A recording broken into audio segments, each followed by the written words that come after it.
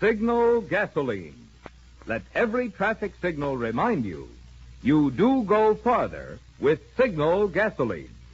Yes, you do go farther with Signal.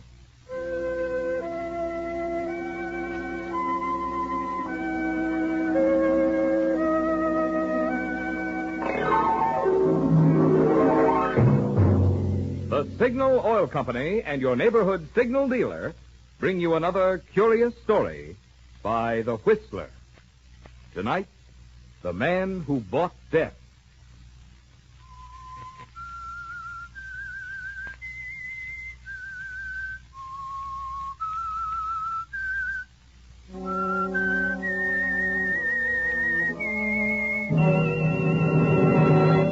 I am the Whistler, and I know many things, for I walk by night.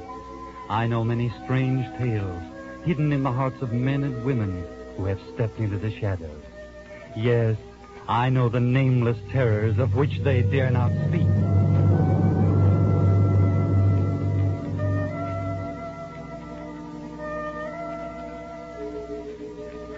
Love makes the world go around, so they say, but it also causes a lot of trouble. Take, for instance, the case of Eddie Ford and Ruth Sprague. They were in love, had been for a long time, childhood sweethearts and all. The kind of thing that usually brings nothing but happiness and good fortune. But Eddie and Ruthie were born on the wrong side of town. They grew up on 2nd Avenue, and that's not exactly the best environment. Eddie's love for Ruth began to show itself in the wrong way. At 7, he stole an apple for her. At 14, he stole a car to take her for a ride. At 17, he'd spent his first night in jail. And at 22, he is firmly established as a small-time crook about town. But he and Ruthie are still in love, just waiting for him to knock over a big enough score to get married. Meanwhile, Ruth works as a dancer in a cheap nightclub, and sometimes Eddie goes over and sits at a table with her between floor shows. What's the matter with you tonight, Eddie? Oh, I'm sick of being broke. Oh, why don't you get a job? What do you think I am, a jerk? Working for $20 a week? I don't know how to do anything. Yeah, I know it, Eddie. I know how I could have plenty of dough, though, if I could get some operating cash. Yeah, well, how much? All I need is a C-note. Might as well be $1 million. Looks like if I had $100, I'd give it to you. You know that. Yeah, I know. Hey, Eddie, I thought I told you to stay out of here. You told me. What do you think you are, a cop, Pete? Go on, I don't want you in the place. You're a cheap grafter, and I don't want you hanging around the girls. Eddie's all right, Pete. Look, if he don't stay out of here, I'm going to fire you too, Ruthie. Oh. All right, Eddie, take distance. I got a job for Ruthie. Yeah, what kind of a job? The kind of job I pay you for, baby. There's a guy over there who's throwing money around like confetti, and he wants to meet you. Oh, that big moose with the brown suit, I suppose. Yeah, that's him. He's smiling at you, Ruthie. Is that what you call it? Hey, maybe you better go over to his table, sugar. Yeah, maybe Eddie needs some dough. Shove off, Pete. Will you look, and I'll be right over. Okay. Now, there's nothing personal unless you understand, Eddie. Just don't want you in here, that's all. I'll see you backstage after the show, huh, Ruthie? Mm-hmm. All right, Eddie. Eddie, Huh? you love me a little, huh? Ah, you know I do, honey. And if this guy's loaded, I want him. You understand? Okay, Eddie. Look, I'll see you after the show, huh? Okay.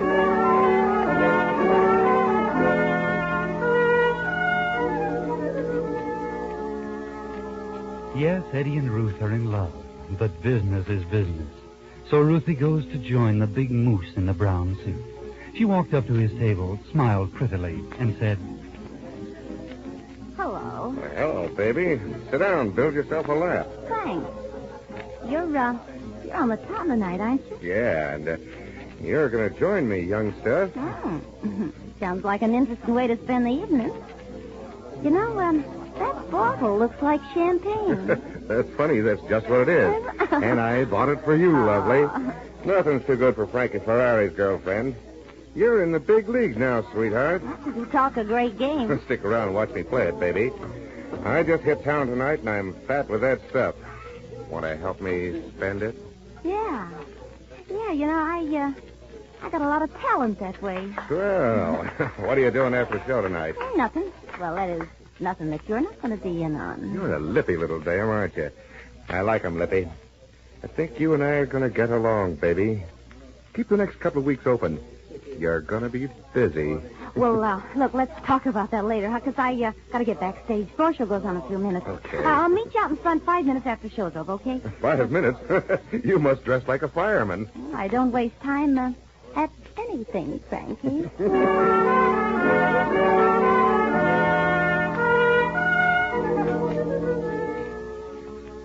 So that's the way love works on 2nd Avenue. Ruth steers the big bankroll Eddie's way. Well, that's one way of filling a hope chest. After the show, Eddie's waiting backstage to give her the proper instructions. Now, look. For this 12 o'clock closing, this guy's going to be looking for a speak when he meets you, see? Now, you steer him down 12th Street. And you pass the alley between Washington and Adams. I'll let him have my persuader behind his ear, and you run. You bring back the first cop you can find. That'll keep you in the clear, and I'll have the dough and be gone a long time before the gendarmes get there. Yeah, okay, Eddie, I'll do it. Gee, maybe this will be our big break. Okay. Down 12th Street, you're leading him to a speak, see?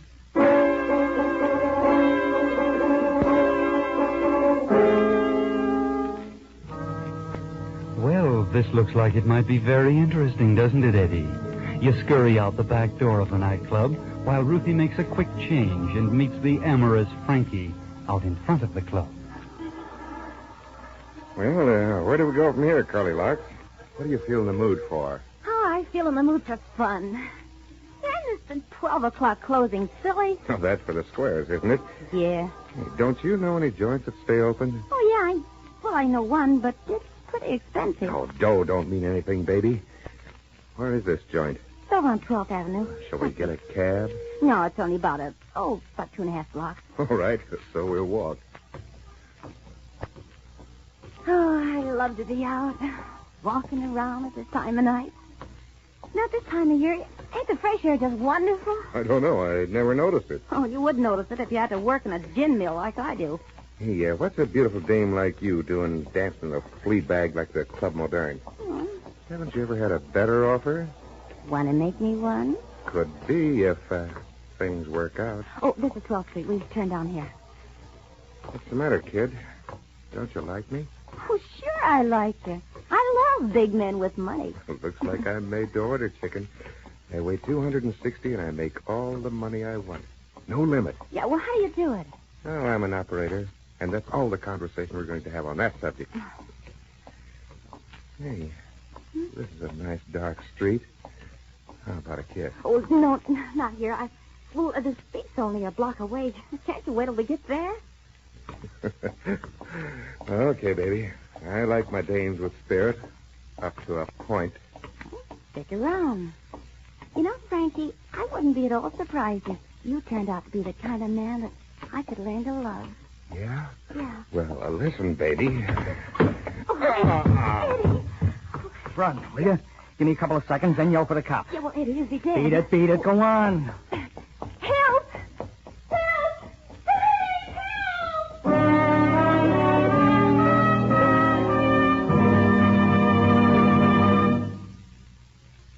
What do those signs mean?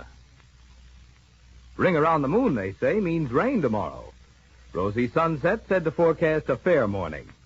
And that big black circle sign with the yellow letter spelling Signal Gasoline, well, there's the sign that never fails to mean most miles from your gas coupon.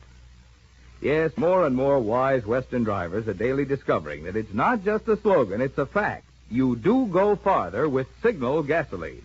And for good reasons. One, true to its 14-year tradition of quality, Signal Oil Company is still producing the very finest Signal gasoline that can be marketed today. And two, the famous Signal formula still places the emphasis on mileage. So if you haven't tried Signal gasoline in your car, may I suggest there never was a better time nor a better reason for looking up the station in your neighborhood displaying Signal's yellow and black circle sign and getting acquainted with your Signal gasoline dealer. And now, back to the Whistler.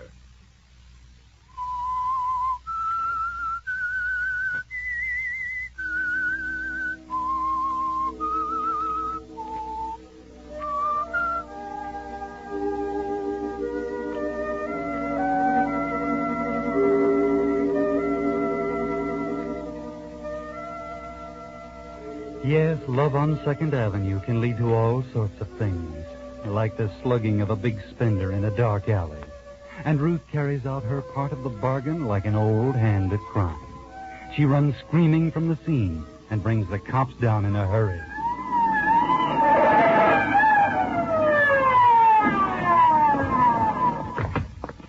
Right here, huh? Yeah, it happened right here. Oh, there's nobody here now. What's the matter with you? You been drinking? No, I tell you, I was walking along here with a man. What was his name? His name was Frank, or Frank something or other. I can't remember his last name. You better change your brand, lady. You're having hallucinations. Somebody in the alley, Dame must have lost her marbles. Oh, yeah? I ought to take you down to the station. I ain't done anything. Okay. Get out of here. Go on home and don't be bothering policemen. Take it away, Jerry. This is a false alarm.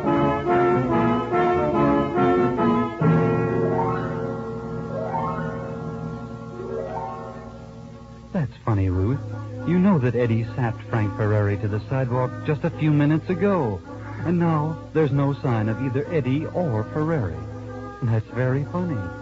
You can't see the humor in the situation, though. And you hurry to Nick's all-night restaurant to keep your rendezvous with Eddie. He's there in a rear booth waiting for you.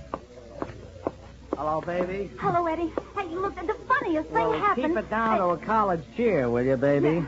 Sit down. Eddie, I waited to give you a chance to get away, before I started to scream for the police. By the time I got back with the police, well, it couldn't have been over just 3 or 4 minutes. Well, there was nobody there. You're nuts. That guy was as cold as a witch's foot. Well, he wasn't there, Eddie. Police thought I was crazy. Gosh, I must be losing my touch. Well, the guy must have come to and beat it. Oh, probably just didn't want to get mixed up with the newspapers or something. Yes, sir. I thought you said he had a lot of dough on him. Well, he did, Eddie. I saw it. Oh, nothing but chicken feed. Well, there it is. $78, 3 20s, a 10, 5, and 3 singles. You're lying to me, Eddie. Oh, me? Why would I lie to you? I shook him down. That's all the dough he had. Gee, petty, larceny punk. Now, take it easy there, baby. Look, I know he had a $100 bill, because he showed it to me. There wasn't a C-note on him when I got him. We're through, Eddie. You understand? Hey, what's the matter with you, baby? I don't mind you robbing anybody else. And I never beat when you spent every cent that I could make. But I won't stand for you lying to me, Eddie. No dame talks to me like that. Oh, Eddie. Keep the $100 bill. It'll never do you any good. It'll do nothing but get you into trouble, and I hope it kills you.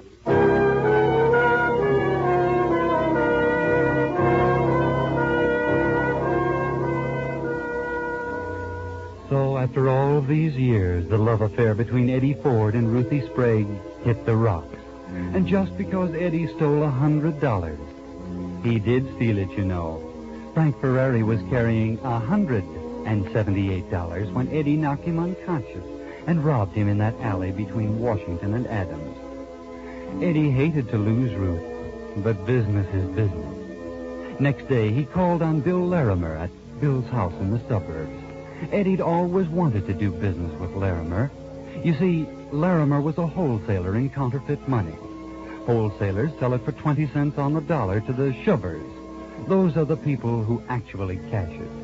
Eddie had always wanted to be a big-time shover. He'd had a little experience, and he knew all the dodges. So this morning, he walks into Bill Larimer's apartment. I want to buy $500 worth of 10. Yeah? What are you going to use for money? This C-note? $100 bill, huh? Yeah. Where'd you get it? Go on, look it over. It was made by the mint. Yeah. It's good, all right. You know, there's something about a $100 bill. They feel different, you know? Yeah, I like them. You could square a lot of beefs if you got enough of them. You're not kidding. Hey, George. Yeah? How'd you like to print up some hundreds for me? 1, 10, 20, 100. Don't make no difference to me. Come here. Here, take a look at this C-note. Did you make a good plate on it? Yeah, that'd photograph okay. I could swing it. Gee, wouldn't it be a little tough, shoving hundreds? With all the dough there is floating around these days? That'd be duck soup. You push a couple of those a day, Eddie, you'd be in the dough. Yeah. Well, how about it? You going to make some up? How do you say, George? Will you buy 'em? I'll take $1,000 worth the day they're finished. Okay, Bill. You just placed an order. Well, give me those 50 cents. I got to go get rid of them so I can buy some of those hundreds. You better not try to shove hundreds in that suit. You got to get up front to get away with that, Eddie. Take some of the dough you make off those tens and buy yourself a front. You're going to be in the dough, kid.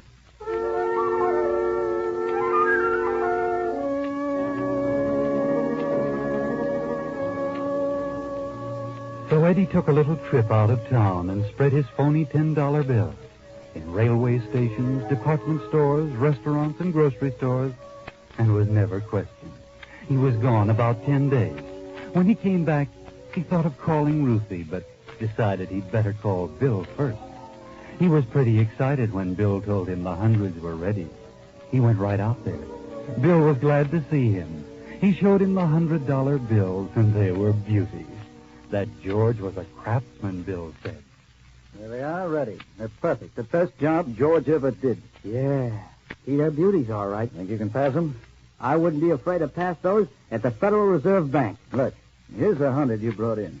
I'm going to mix it up with the rest of these. Now, see if you can pick it up. Gosh, I can't tell. Which one is it? I could hardly tell myself if I wasn't an expert on it. Hey, you've been selling these C-notes to everybody as the town flooded with them? I haven't sold a patch of them even. Just got them from George today. You got virgin territory, son. Well, that's good. Okay, here's $100. Give me 5 of them. 5? That all the dough you got? No. I'm not going to sell you $100 worth. Give me 200. Well, okay, here you are. Now you're talking business. Well, you think I can pass C-notes in this outfit? Yeah, you look like a gentleman. You paid some dough for that suit, didn't you? $85. Counterfeit money. Where you stopping? Oh, I'm stopping at the Towers, best hotel in town. Oh, boy, you ought to see my luggage. Cowhide, real cowhide. Yeah? Now you're operating, Eddie. Let me give you one tip. You can probably get away with spreading a couple of these centuries here in town. You probably won't be caught up with. But then they're going to start watching. So you better get out of town. Don't you worry. In the first place, I'm not going to get nabbed, and in the second, if I do, I'm not going to talk. If you do, you'll be saying your last words, Eddie.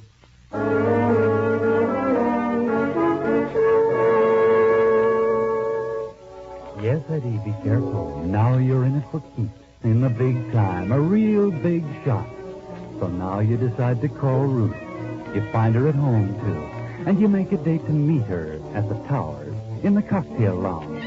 You want her to see your new clothes. Want to impress her with the fact that you're living at the best hotel in town. Plenty of money. You can't be blamed for wanting to gloat a little, can you? So Ruthie meets you, and you sit and sip your drink. Well, honey, how about letting bygones be bygones and let's start all over again, huh? Yeah, but that was a dirty trick, though, now, wasn't it? You stole that $100 from me. Oh, but you framed the thing so I could get the dough to start operating, didn't you? Yeah, I'd have given you the money, Eddie, but, well, I just don't like the idea of you lying to me. That's what I was mad about. Did you say was mad? You're not mad anymore? No. No, I'm not mad, Eddie. I could never be mad at you. Hey, you want to see something pretty? Yes, yes. Take a gander at this. Oh, it's $100 bill, isn't it? That's right. I'm lousy with 'em, baby. You know where I got 'em? No. Well, what you don't know won't hurt you, baby. Look, I know you got to go to rehearsal, but how about me coming up to your place about 5 o'clock? Oh, swell. Why don't you take the night off? I'll tell you what I'm going to do. I'm going to buy some presents for you, and I want you to be there when I bring them. Okay, Eddie. I'll be home at 5. But look, I got to go now. Okay. How about a kiss? Here? In front of all these people? Well, sure. You're uptown now, baby. You can get away with things here that they'd never stand for down where we live. We're in a big time now, honey. For good.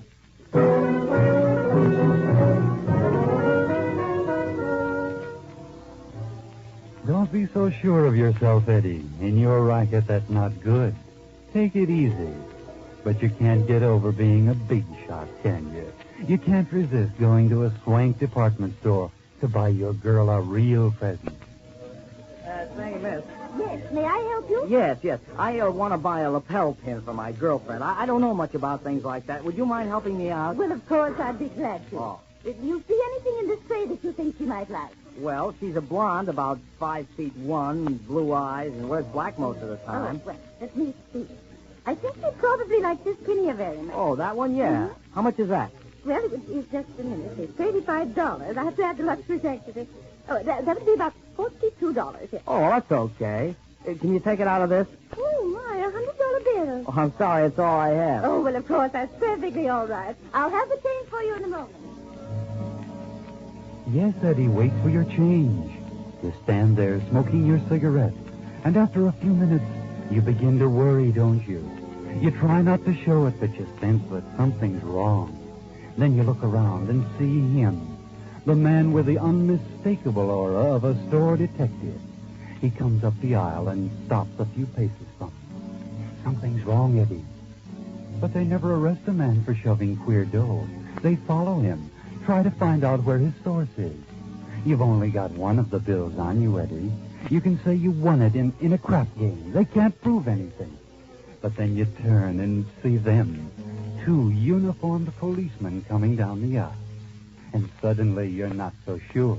You're not calm now, Eddie. You're scared, panicky. You've got to get out. Run.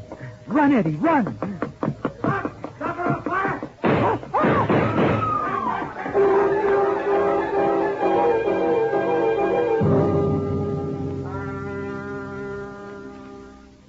You got away all right, Eddie. But you've got a bullet hole in your shoulder. You switch cabs 5 times and cover your trail. But your handkerchief won't sop up the blood that's pouring from your shoulder. You've got to get attention. And Ruth is waiting for you. You finally get to her little flat. You get out of the cab a block away from it. And wait until the cab pulls away before you start walking. You're tired when you get there. Weak from loss of blood. Yeah.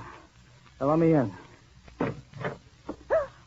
Oh, Eddie, what's happened to you? I don't know. I think the cops in this town are going crazy. Oh, honey, you've been shot. Yeah, they got me through the shoulder. Well, what are you going to do, Eddie? I'm going to stay here till the heat dies down. Well, come on in the bedroom, honey. You got to lie down. Yeah. Yeah, I don't feel so good. Now, let me take a look at that wound. Wait a minute. Let me lay down, will you? Oh, baby, how did it happen? I tell you, the cops are going nuts. Oh, here, honey, let me put this pillow on your shoulder. Yeah. I think the best thing to do with the baby is just to lay still so it stops bleeding. What happened, Eddie? Well, this morning when I got to town, I bought some phony $100 bills. Counterfeits, you know. Have you been shoving queer money? I don't go pure on you. Of course I've been shoving queer money. What do you think? Robbed a bank? Well, then why did they shoot you? I don't know. I don't get it. Even if they knew the bill was queer, they wouldn't send for the riot squad and start shooting up the department store. Oh, Eddie, don't you think we ought to call a doctor? Oh, sure, yeah. That'd be a brainy move. Who's that? Yeah, I don't know. I wasn't expecting that. I better get in that closet and hide. Yeah. Whoever it is, get rid of him now, will you? Yeah, well, of course.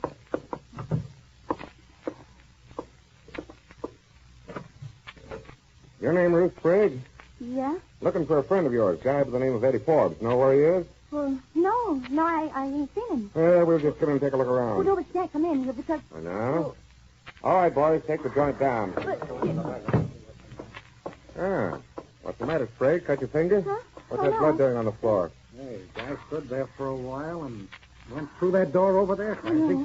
Nice of him to leave a trail like that. Get your guns out, boys. This guy's hotter than a 4-alarm fire. Now, you stay out of the way, Miss Sprague. There's liable to be some fireworks. We're going in after that guy.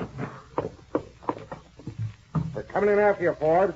When I kick this door in, be standing there with your hands up or we start blasting. Come and get me. Oh, no, Eddie, no. Kick that gun out of his hand, Jordan. Cold meat, Sergeant. Hey, He's trying to say something. You haven't got long to live, Forbes. If you want to say anything, spit it out. what's the matter with you, cops? You crazy? Shooting a guy for passing queer dough. What are you talking about? Oh, no. Gone, Sarge. Guy must have been nuts. What was he talking about? Queer dough. Well, that's what you were after him for, wasn't it? Passing counterfeit money. No. Where'd you ever get that idea? We had this guy bracketed for that $250,000 bank robbery in Capital City a couple of weeks ago. He even tried to spend some of the money today. That's how we got on his tail.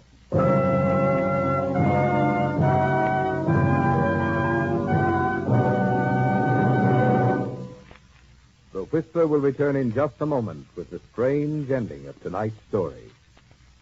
Meantime, here's a $64 question that every driver should have a ready answer for these days. If one of your tires should suddenly be ruined, what would you... Tires are still hard, mighty hard to find, which makes now, before you have tire trouble, the time to take advantage of your Signal dealer's complete tire service. By catching and repairing small injuries before they spread and ruin the carcass, and by suggesting retreading before the tread is worn too thin, your Signal dealer can add thousands of miles of tire wear. And because of your Signal dealer's experience, plus modern equipment and the best of materials, you're assured the quality kind of job that can make such a big difference in tire life. So make it a point soon to stop at one of those friendly stations displaying Signal's yellow and black circle signs and have your tires inspected. There's no one who can give you finer or more complete tire service than your neighborhood Signal gasoline dealer. And now, back to the Whistler.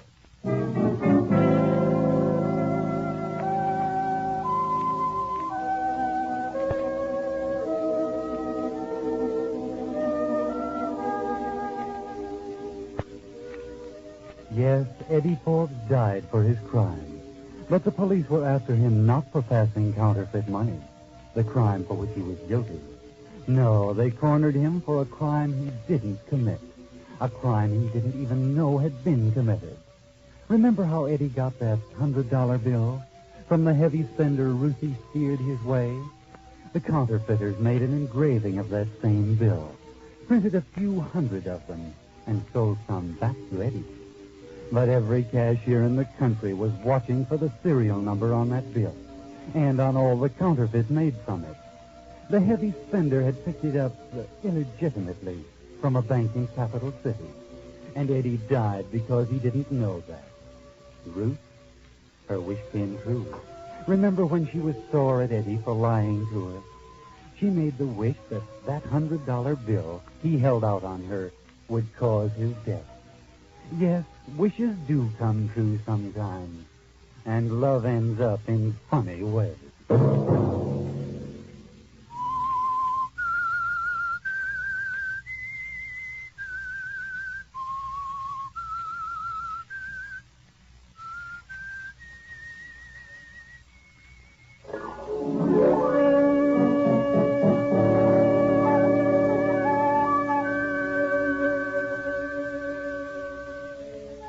Next Monday at 9 o'clock, the Whistler will bring you another strange tale.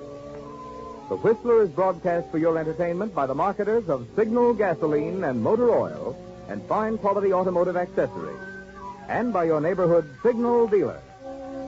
This program, directed by George W. Allen, with tonight's story by Ray Buffum, music by Wilbur Hatch, is transmitted to our troops overseas by the Armed Forces Radio Service.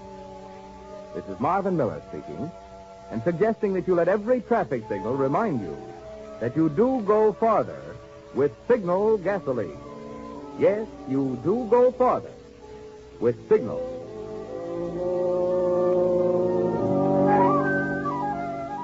This is CBS, the Columbia Broadcasting System.